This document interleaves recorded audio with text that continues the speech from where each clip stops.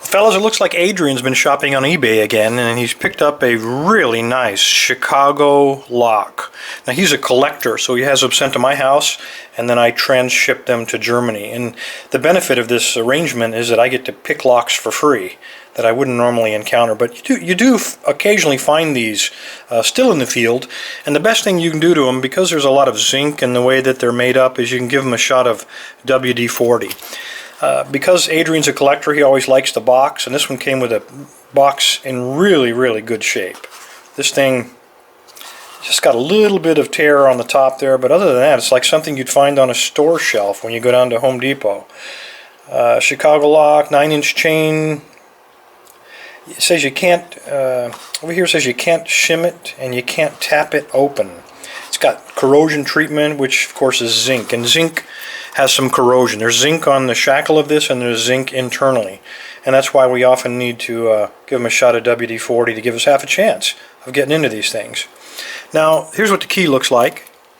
It is a double-sided key. There are 4 wafers inside, and you have to pick both sides, and the key only goes in one way. So, like so, and this one works beautifully. For being as old as it is, I would imagine this is probably from the 50s or very early 60s. So it does work very well. The thing about these locks is that you have to pick both sides.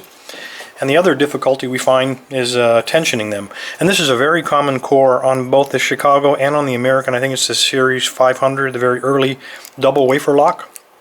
So the way I do it is I take my Peterson pry bar, and you just stick it right on the side where you don't need to access anything, and then when you tension it, it's away from the keyhole so you can get inside of there.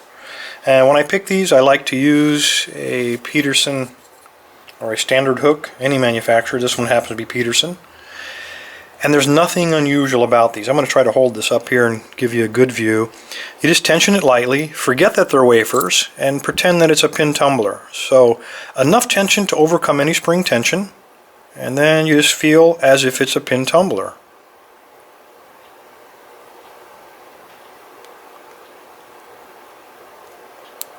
Looking for a binder, and it felt like 3 gave me a little click. So what I'll do is I'll just reverse it, and now I'll pick the other side. So if you screwed up on the first time and overset, you can underset it on this side.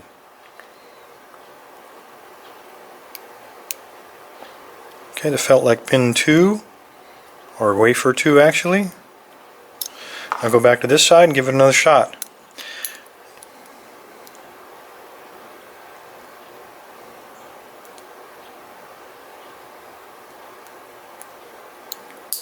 Okay, that was the last one, wafer 4.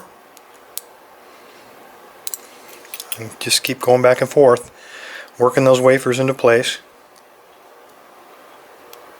And there we go. Not that hard, either this or the American one. Now, a lot of people try to take the shortcut, and they try to use these. And these are really just a shortcut.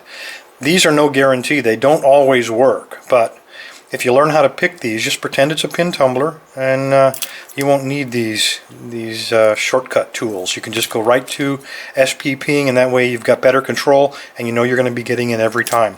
Anyway, thanks for your time. Everybody stay safe and stay legal. Adrian, keep sending locks, dude.